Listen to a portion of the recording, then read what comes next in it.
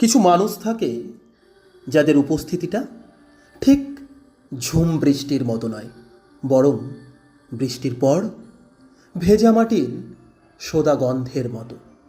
তারা কোলাহল নিয়ে আসে না, নিয়ে আসে এক অদ্ভুত মায়াবী প্রশান্তি।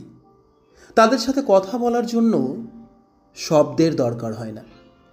আমরা চুপ করে থাকলেও তারা আমাদের ভেতরের সমস্ত এলোমেলো ঝড় শান্ত করে দেয়। তাদের চাহনিতে এমন এক গভীরতা থাকে যেখানে আশ্রয় নিলে মনে হয় পৃথিবীর আর কোনো কিছুই আমাকে স্পর্শ করতে পারবে না। তারা আমাদের জীবনের গল্পটা শোনে না, তারা সেই গল্পের অংশ হয়ে যায়।